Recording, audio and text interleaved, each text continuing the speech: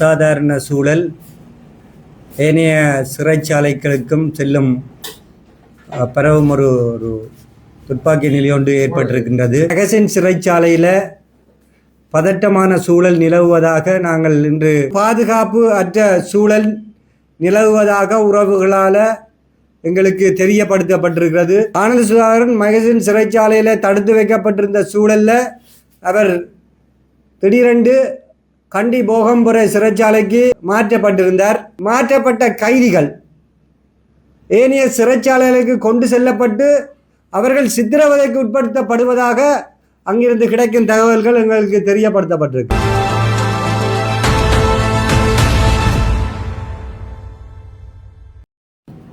முருகையா கோமகன், குரலற்றவன் குரல் அமைப்பினுடைய ஒருங்கிணைப்பாளர். அண்மையில் சிறைச்சாலைகளில் ஏற்பட்ட அசாதாரண சூழல் ஏனைய சிறைச்சாலைகளுக்கும் செல்லும் பரவும் ஒரு துப்பாக்கி நிலை ஒன்று ஏற்பட்டிருக்கின்றது.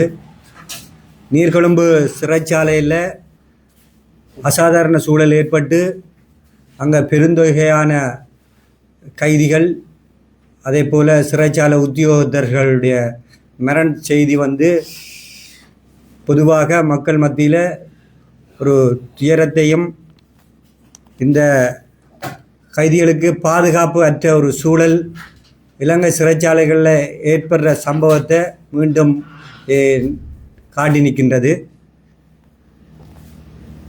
நேற்று மகசின் சிறைச்சாலையில் பதட்டமான சூழல் நிலவுவதாக நாங்கள் இன்று ஊடகங்களுக்கு ஊடாக அறிந்திருக்கிறோம். அதே நேரத்தில் எங்களுடைய தமிழ் அரசியல் கைதிகளுடைய குடும்ப உறவினர்கள் இந்த சிறைகளில் இருக்கின்ற எங்களுடைய உறவுகளை எண்ணி மிகவும் துயரத்தோட பரிதாபமான நிலையில் இந்த சம்பவத்தினூடாக அவர்களுக்கு ஏற்பட்டிருக்கின்றது. எங்களுடைய தமிழ் அரசியல் கைதிகள் 31 வருடங்களாக சிறை வைக்கப்பட்டிருக்கிறார்கள். அதில் குறிப்பாக மகசின் சிறைச்சாலையில் 4 தமிழ் அரசியல் கைதிகளும், வெலிக்கடை சிறைச்சாலையில் 3 பேரும், கண்டி போகம்புரையில் 2 பேரும், அம்மாந்தோட்ட அவங்க தங்கல்ல பகுதியில் உள்ள அங்குலஸ் பல சிறைச்சாலையில் ஒருவருமாக இவ்வாறாக தடுத்து வைக்கப்பட்டிருக்கிறார்கள். இதில் தற்போது ஒரு பாதுகாப்பு அற்ற சூழல் நிலவுவதாக உறவுகளால் எங்களுக்கு தெரியப்படுத்தப்பட்டிருக்கிறது. இந்த நேற்று ஏற்பட்ட மகசின் சிறைச்சாலையுடைய பதட்டம், அங்கே எங்களுடைய தமிழ் அரசியல் கைதிகள் 4 பேர் 31 ஆண்டுகளாக தடுத்து வைக்கப்பட்டிருக்கின்றவர்கள் அந்த பகுதியில் இருக்கிறார்கள். ஏற்கனவே அவர்கள் நோய்வாய்ப்பட்ட நிலையிலே காணப்படுபவர்கள். இவ்வாறான பாதுகாப்பற்ற சூழல் அவர்களுடைய உயிருக்கு அச்சுறுத்தலை ஏற்படுத்துவதாக இருக்கின்றது. எனவே தமிழ் அரசியல் கைதிகளுடைய பாதுகாப்பை இந்த அரசு உறுதிப்படுத்தப்பட வேண்டும். அதே நேரத்தில் ஆனந்த சுதாகரனுடைய உயிருக்கு அச்சுறுத்தல் ஏற்பட்டதாக அங்கே பாதுகாப்பு இல்லை என்பது தொடர்பாக ஆனந்த சுதாகரனுடைய தாயார் 2 வாரங்களுக்கு முன்னர் சிறைச்சாலையுடைய தலைமை அலுவலகத்துக்கு சென்று முறைப்பாடு செய்திருந்தார். ஆனந்த சுதாகரன் மகசின் சிறைச்சாலையில் தடுத்து வைக்கப்பட்டிருந்த சூழலில் அவர் திடீரென்று கண்டி போகம்புரை சிறைச்சாலைக்கு கிட்டத்தட்ட 6 மாதங்களுக்கு முன்னர் மாற்றப்பட்டிருந்தார். ஆனால் அங்கே அவருக்குரிய பாதுகாப்பு இல்லாத ஒரு சூழல் அங்கே நிலவுவதாக தொடர்ச்சியாக அவருடைய தாயார் எங்களுக்கு முறைப்பாடு செய்திருந்தார். அது அதிகரித்த வண்ணம் இலங்கை சிறைச்சாலையினுடைய தலைமைச் செயலகத்துக்கு சென்று முறைப்பாடு செய்திருந்தார். எனவே இவ்வாறான சூழல் தொடர்ந்தும் தற்போது ஏற்பட்டுள்ள இந்த அசாதாரண சூழலால் எங்களுடைய தமிழ் அரசியல் கைதிகளுக்கு ஒரு உயிர் அச்சுறுத்தல் ஒன்று ஏற்பட்டிருக்கிறது. எனவே இந்த விடயத்தை கருத்தில் கொண்டு இந்த அரசு தமிழ் அரசியல் கைதிகளுடைய பாதுகாப்பை உறுதிப்படுத்தி அவர்களை விரைவாக விடுதலை செய்கிறதுக்குரிய நடவடிக்கை எடுக்கணும் என்று சொல்லி நாங்கள் இந்த நேரத்தில் வேண்டி நிற்கின்றோம். அதே போல் சிறைச்சாலையில் ஏற்பட்ட அசாதாரண சூழல் சம்பந்தமாக அங்கிருந்து மாற்றப்பட்ட கைதிகள் ஏனைய சிறைச்சாலைகளுக்கு கொண்டு செல்லப்பட்டு அவர்கள் சித்திரவதைக்கு உட்படுத்தப்படுவதாக அங்கிருந்து கிடைக்கும் தகவல்கள் எங்களுக்கு தெரியப்படுத்தப்பட்டிருக்கு. இது உடனடியாக இந்த சிறை நிர்வாகம் நிறுத்தப்பட வேண்டும். ஏனென்றால் கடந்த காலங்களில் இவ்வாறு தமிழ் அரசியல் கைதிகளுக்கு உயிர் அச்சுறுத்தல் நேர்ந்த சம்பவம் இந்த இலங்கை தீவில் பதிவு செய்யப்பட்டிருக்கிறது.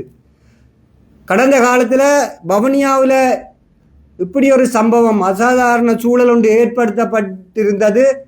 அந்த நேரத்தில் அங்கிருந்த முழு கைதிகளும் அனுராதபுரம் சிறைச்சாலைக்கு மாற்றப்பட்டிருந்தார்கள்.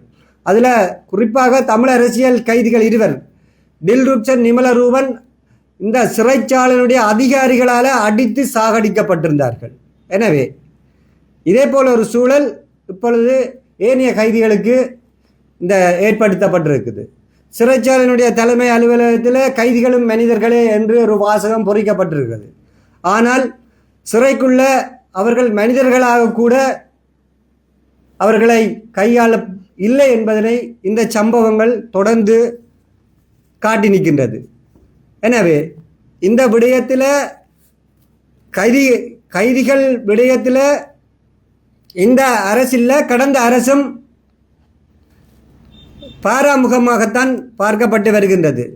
இந்த அசாதாரண சூழல் நிலவுவதற்கு காரணங்கள் ஒன்று, இலங்கை சிறைச்சாலையில் 12,000 பேர் தான் தடுத்து வைக்கப்பட்டிருக்கக்கூடிய இடவசதி இருக்குது. ஆனால் அங்கே 30,000க்கு மேற்பட்ட கைதிகள் தடுத்து வைக்கப்பட்டிருக்கிறார்கள். ஆகவே இதால் ஒரு இட நெருக்கடி ஒன்று ஏற்பட்டு கொண்டிருக்கிறது தொடர்ந்து. இது கைதிகளுடைய இவ்வாறான சம்பவத்துக்கு இது ஒரு காரணமாகவும் இருக்கிறது. அதே நேரத்தில் பஸ் பாவிக்கிறதாக குற்றம் சாட்டப்பட்டு அல்லது சந்தேகிக்கப்படுற கைதிகள் நாளாந்த நீதிமன்றத்துக்கூடாக தடுத்து வைக்கப்படுற சம்பவம் நடந்து கொண்டிருக்கிறது. ஆனால் சாதாரண குற்றச்சாட்டுகளில் செல்லுகின்ற அந்த கைதிகள் அங்கே உள்ளே போயிட்டு வெளியில் வரைக்க அவர்கள் ஒரு பெரும் குற்றச்சாட்டை வெளியில் ஒரு அதாவது போதை வஸ்து சாதாரணமாக பாவிக்கிறதாக உள்ளே சென்றவர்கள் மீண்டும் வெளியில் அவர்கள் ஒரு வியாபாரியாக மாறுற ஒரு சம்பவம் அங்கே நிகழ்கிறதுக்கு காரணம் அங்கே அங்கே போதை வஸ்து பாவிக்கிறதுக்கு ஒரு சிறந்த வசதியான இடமாகத்தான் இந்த சிறைச்சாலைகள் இருக்கின்றது. இதற்கு காரணம் இந்த சிறைச்சாலையுடைய உத்தியோகத்தர்களும் ஒரு காரணமாக இருக்கிறார்கள். ஏனென்றால் இளைஞர்களை பெற்றுவிட்டு அந்த போதை வசதிகளை இலகுவாக அங்கே அனுப்புகிற சம்பவம் நிகழ்ந்திருக்கிறது. கடந்த காலத்தில் எங்களுடைய கண்ணுக்கு முன்னால் கூட நாங்கள் பார்த்துருக்கிறோம். சிறைச்சாலைகளில் இருக்க எப்படி இந்த போதை வஸ்துகள் உள்ளுக்கு வருகிறது என்ற சம்பவங்கள். எங்களுக்கு கூட இந்த போதைகளுடைய வகைகள் எங்களுக்கு தெரியாது. ஆனால் சிறைச்சாலைகளுக்கு உள்ள போன பிறகு அந்த போதைகளுடைய வகைகளை எங்களுக்கு நேரடியாக பார்க்கக்கூடிய சம்பவங்கள் எங்களுக்கு நிகழ்ந்திருக்கிறது. இதுக்கு காரணம் யார் என்றதை இந்த சிறைத்துறை நிர்வாகங்கள் கண்டறியப்பட வேண்டும். கண்டறியப்பட்டு இவர்களுக்கு சட்ட நடவடிக்கை எடுக்க அந்த குற்றத்தை தடுக்கிறதுக்கு ஒரு வாய்ப்பாக இருக்கும். எனவே குற்றவாளிகள் எப்பவும் சீர்திருத்தப்பட வேண்டும். அவர்கள் தண்டிக்கப்படக்கூடாது. சீர்திருத்தத்தின் ஊடாக அவர்களை இந்த சமூகத்திலோடு ஒரு மாற்றத்தை ஏற்படுத்தி அவர்களையும் ஒரு மனிதர்களாக வாழ்கிறதுக்குரிய சூழல்கள் ஏற்படணும். அது சிறைச்சாலை எங்கள் இலங்கையில் சிறைச்சாலை அவ்வாறான ஒரு கட்டமைப்புக்கு இல்லை. அப்படி ஒரு பொறிமுறைகள் ஏற்படுத்தப்பட வேண்டும். ஏற்படுத்தப்படும் பட்சத்தில் இவ்வாறான அசம்பாவித சம்பவங்களையோ அல்லது உயிர் சேதங்களையோ தவிர்க்க முடியும் என்பதனை இந்த நேரத்தில் நாங்கள் கூறிக்கொள்ள விரும்புகிறோம்.